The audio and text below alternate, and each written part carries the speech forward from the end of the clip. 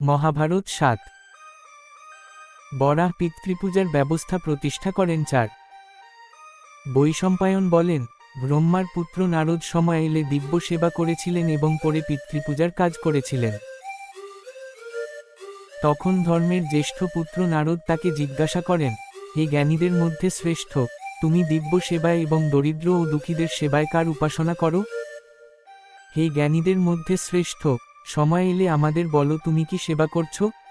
এর ফল কি? তখন নারদ বলেন, তুমি নিজেই অতীতে বলেছ যে মানুষের দিব্য সেবা করা উচিত, যা পরম জ্ঞান এবং পরম আত্মত্যাগের শাশ্বত রূপ। সেই থেকে অনুপ্রাণিত হয়ে আমি সর্বদা বৈকুণ্ঠের অমর প্রভুর উপাসনা করি। অতীতে তার থেকে বিশ্বব্রহ্মাণ্ডের পিতা ব্রহ্মার জন্ম হয়েছিল। তিনি আমার পিতা প্রভুকে উৎপন্ন করেছিলেন, যার ইচ্ছায় আমি প্রথম পুত্র হিসেবে গর্ভধারণ করেছি। হে তপস্বী, নারায়ণের উপাসনা করার পর আমি পিতৃগণের উপাসনা করি। তাই সেই পরম প্রভু হলেন পিতা, মাতা এবং পিতা। একটি শ্লোক আছে যেখানে বলা হয়েছে, পিতৃগণ পুত্রদের পূজা করতেন। যখন বেদের জ্ঞান হারিয়ে গেল, তখন দেবতারা তাদের পুত্রদের কাছ থেকে তা কেড়ে নিয়ে তাদের শিক্ষা দিলেন। অতএব পুত্ররা মন্ত্র উচ্চারণ করে পিতৃগণের স্থান দখল করলেন। হে জীবগণ, তোমরা জানো, পুত্রগণ এবং পিতাগণ একে অপরের উপাসনা করতেন। দেবতাগণ পৃথিবীতে ৩টি ভ্রূণ স্থাপন এবং পূজা করতেন। এর কারণ কি? প্রাচীনকালে সেই পূর্বপুরুষদের ভ্রূণ নামটি কিভাবে হয়েছিল?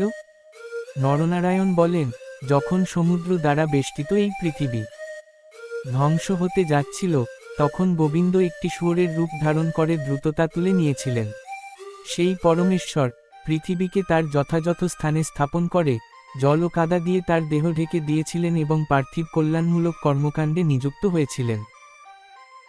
যখন যজ্ঞের সময় এসেছিল, যখন সূর্য দিগন্তে ছিল, তখন তিনি ৩টি মূর্তিকে স্তম্ভের উপর স্থাপন করেছিলেন এবং মাটিতে স্থাপন করেছিলেন।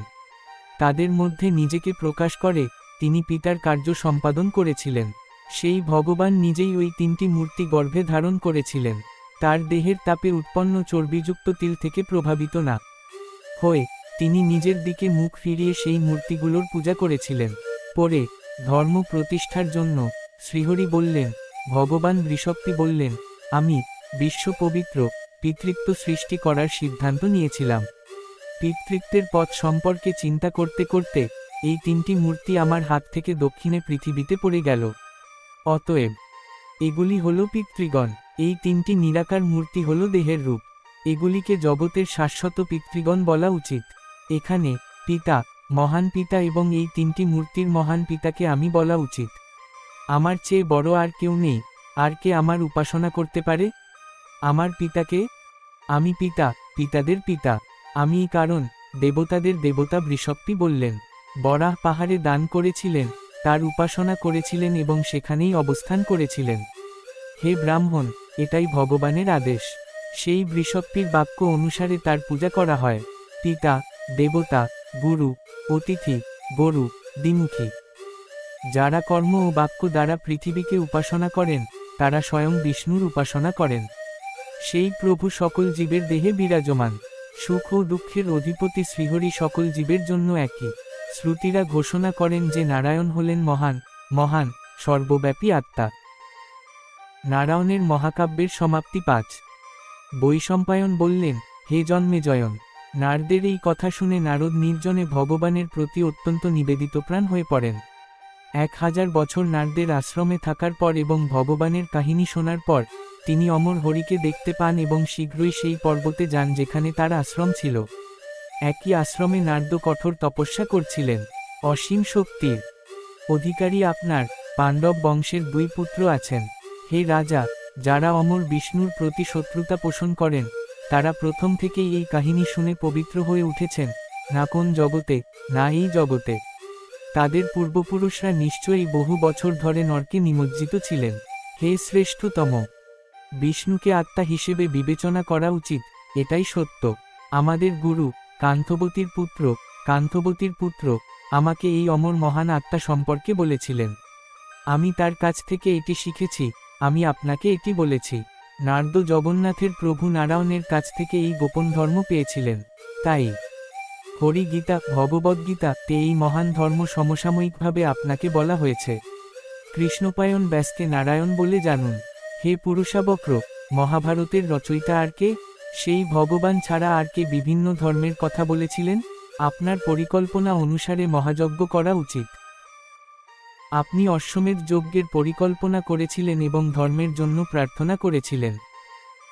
সৌতি বললেন, এই মহান কাহিনী শোনার পর জগতের সেরা সৌনক যজ্ঞ সম্পন্ন করার জন্য সমস্ত পদক্ষেপ নিয়েছিলেন। যেমনটি আপনি শুনেছেন, আমি নৈমিষারণ্যের বাসিন্দাদের কাছে এই নারায়ণ কথা বর্ণনা করেছি। পূর্বকালে নারদ আমাদের গুরুদের কাছে এটি বর্ণনা করেছিলেন।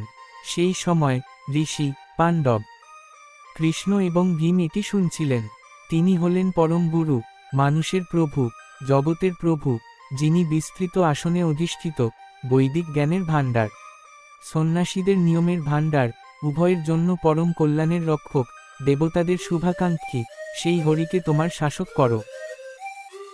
অসুরদের বিনাশকারী, দুষ্ট আত্মাদের ভাণ্ডার, বিজয়ের উৎস, মধু ধারণকারী, ধর্ম বোঝে এবং অনুসরণকারীদের বিজয় দানকারী, ধর্ম অনুসরণকারীদের রক্ষাকারী, ত্যাগে অংশীদার গ্রহণকারী। তার 3টি গুণ আছে, একটি গুণহীন এবং 4টি রূপ।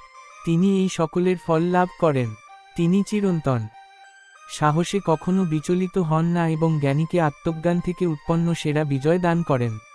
তিনি জগতের সাক্ষী, অমর, মহাপুরুষ, সূর্যের রং, দেবতাদের রং এবং পথ হিসাবে এক মন দিয়ে উপাসনা করা হয়। কারণ শ্রেষ্ঠ উৎপত্তির দেবতারাও সেই ঋষির উপাসনা করেন। তিনি সমস্ত জগতের কারণ। তিনি অমৃতের মুক্তির আবাসস্থল, সূক্ষ্ম, মহৎ এবং শাশ্বত শব্দ। হে উদার সৌন, মনকে বশীভূতকারী সাংখ্য যোগীরা তার উপাসনা করেন। হয়গ্রীব অবতার 1। সৌন বললেন, আমি শুনেছি যে ধর্মগৃহে পরমেশ্বর নরনারায়ণ রূপে জন্মগ্রহণ করেছিলেন। হে পবিত্র ব্রাহ্মণ, আমি তোমাকে বলতে শুনেছি কিভাবে পিণ্ডপতি মহাব্রাহ থেকে এসেছিলেন এবং তিনি আদি ও অন্তে কি কি রীতিনীতি তৈরি করেছিলেন। আমি শুনেছি কিভাবে স্তবগানের ভক্ষক নারায়ণ সমুদ্রের উত্তর পূর্ব অংশে হগ্রীবের রূপ ধারণ করেছিলেন এবং দেবতাদের অধিপতি ব্রহ্মা কিভাবে সেই রূপের প্রত্যক্ষ দর্শন পেয়েছিলেন। হে মহারিষি, যখন ব্রহ্মা দেবতাদের মধ্যে শ্রেষ্ঠ, অসীম তেজস্বী হগ্রীবকে দেখেছিলেন, তখন তিনি কি করেছিলেন? উত্তমতি, যিনি ভগবানের অবতার না বোঝার কারণে উদ্ভূত এই সন্দেহ দূর করেন। আমাদের বলুন সেই মহান ব্যক্তি কি করেছিলেন? এতক্ষণ পর্যন্ত আপনি আমাদের পবিত্র গল্প বলে পবিত্র করেছেন। এর উত্তরে সূতের পুত্র উত্তর দিলেন, আমি তোমাকে এই প্রাচীন গল্পটি বলছি, যা বেদের মতোই প্রাচীন। ব্যাস জন্মেজয়ের পুত্রদের এই কথা বললেন। শ্রীহরি হগ্রীবের অবতারের কাহিনী শুনে রাজাও একই প্রশ্ন জিজ্ঞাসা করলেন। জন্মেজয় বললেন, হে ধার্মিক আত্মা, ব্রহ্মা কেন হগ্রীবকে দেখলেন? আমাকে বলো। বৈশম্পায়ন বললেন, এই জগতে দৃশ্যমান প্রতিটি জীব পঞ্চভূতের সমন্বয়ে গঠিত। অদৃশ্য নারায়ণ হলেন জগতের স্রষ্টা। তিনি সকল জীবের অন্তরাত্মা, সবকিছুর দাতা। তিনি ভালো এবং মন্দ উভয়ই। হে নিরুপস্থমান, আমার কথা শোনো। আমি তোমাকে বলবো কিভাবে পঞ্চভূত বৃহৎ পরিসরে ধ্বংস হয়। যখন পৃথিবীর এক প্রান্তে মিশে যায়, তখন জল আগুনে পরিণত হয়, আগুন বাতাসে পরিণত হয়, বায়ু আকাশে পরিণত হয় এবং আকাশ প্রকাশ্য মন হয়ে যায়। তারপর প্রকাশ্য পুরুষ একটি অস্পষ্ট রূপ ধারণ করে, পরে অব্যক্ত পুরুষে মিশে পুরুষ সর্বব্যাপী হয়ে ওঠে। এভাবে ধ্বংসের পর সবকিছু অন্ধকার হয়ে যায় এবং কিছুই দৃশ্যমান থাকে না। তমস থেকে অবিনাশী রুক্ষ তমসের রূপ আবির্ভূত হন। তিনি সমস্ত নাম এবং রূপে বিরদূরের দেহে আশ্রয় নেন। তাকে অনিরুদ্ধ বলা হয়, যার অর্থ 3 বার অব্যক্ত। সেই ঈশ্বর, যিনি জ্ঞান, বিশ্বব্রহ্মাণ্ড, হরি, প্রভু, তিনি ঘুমিয়েছিলেন। তিনি ভেবেছিলেন যে তিনি বহু গুণাবলী সহ একটি অদ্ভুত পৃথিবী তৈরি করবেন। তিনি জলে শুয়ে পড়লেন। তিনি অহংকারী হয়ে উঠলেন। তিনি ছিলেন চতুর্মুখী ব্রহ্মা, সমস্ত জগতের পিতা এবং হিরণ্যের গর্ভের অধিপতি।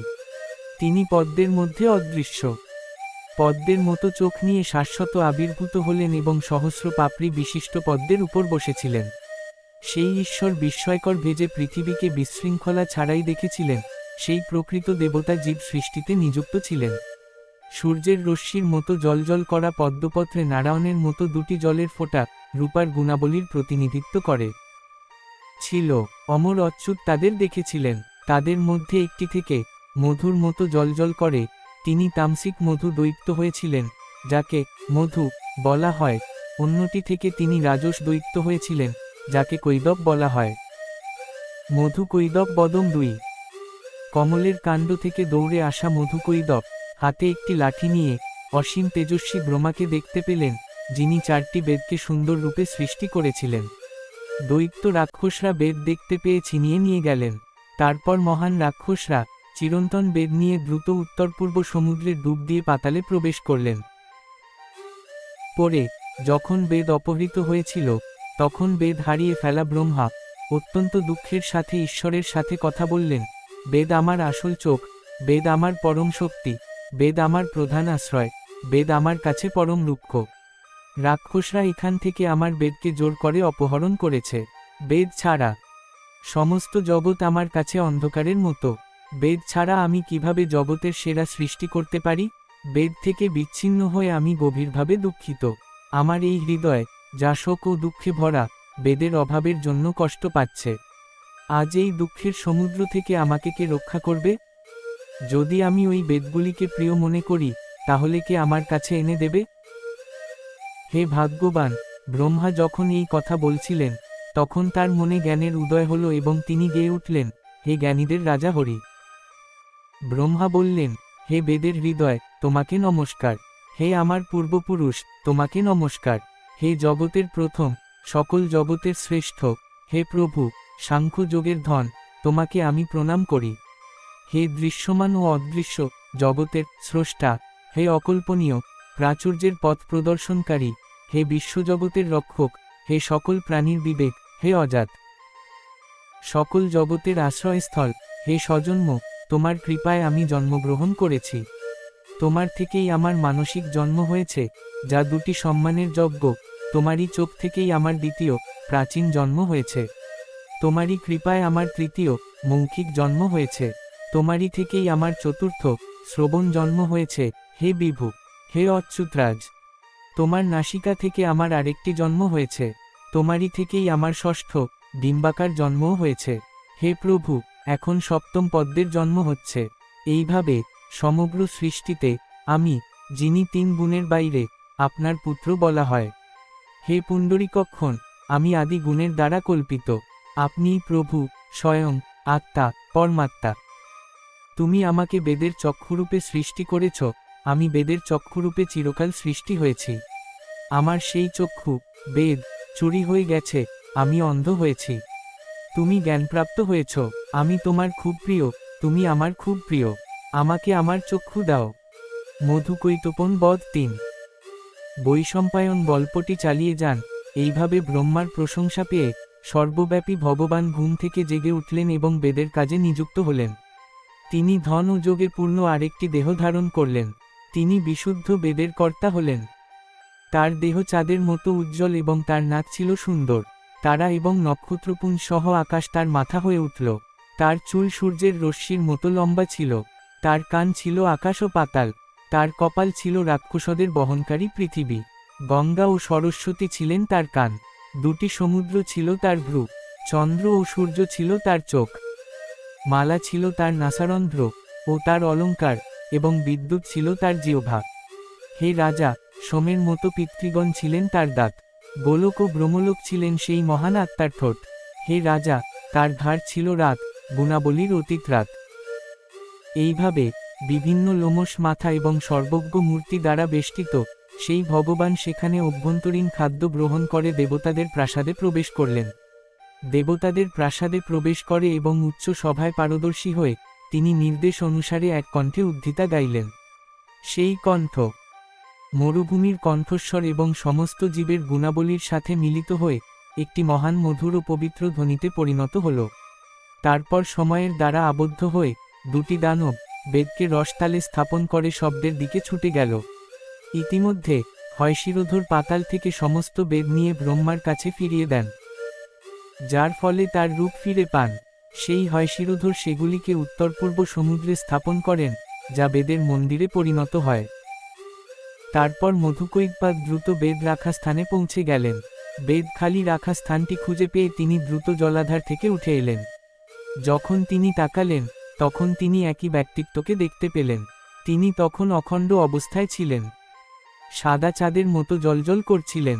তিনি নিদ্র যোগের আশ্রয় নিলেন। অগ্নিমালায় ঘেরা জলাশয় কল্পনা করে, সুন্দর দীপ্তি এবং বিশুদ্ধ সত্তার দুই ধনবেন্দ্র তাকে দেখে হেসে উঠলেন।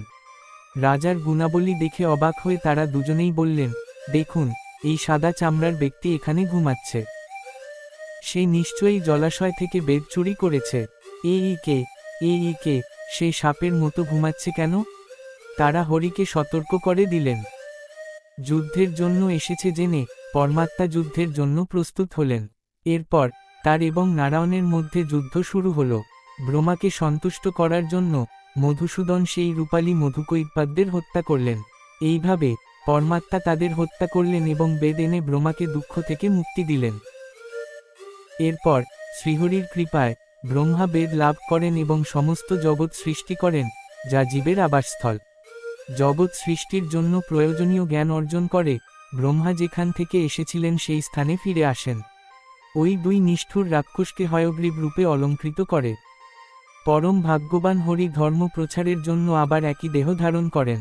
ভগবানের এই হয়গ্রীব রূপ পুরাণে সুপরিচিত এবং এটি একটি বর। যে ব্রাহ্মণ প্রতিদিন এটি শ্রবণ করে এবং স্মরণ করে তার শিক্ষা কখনো নষ্ট হয় না।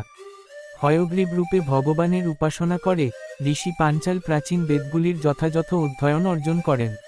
হে রাজা, আমি আপনাকে হয়গ্রীবের গল্পটি বর্ণনা করেছি, এটি কি পুরাণ নাকি বেদ? ভগবান তার কর্ম অনুসারে নিজেকে রূপান্তরিত করেন এবং যে রূপে ইচ্ছা আবির্ভূত হন। এই ধনী ব্যক্তি বেদের ধন, এই ব্যক্তি তপস্যার ধন, এই জগৎ যোগ, সাংখ্য, ব্রহ্মার পরম প্রেম। বেদ নারায়ণের, ত্যাগ প্রেম নারায়ণের, তপস্যা নারায়ণের।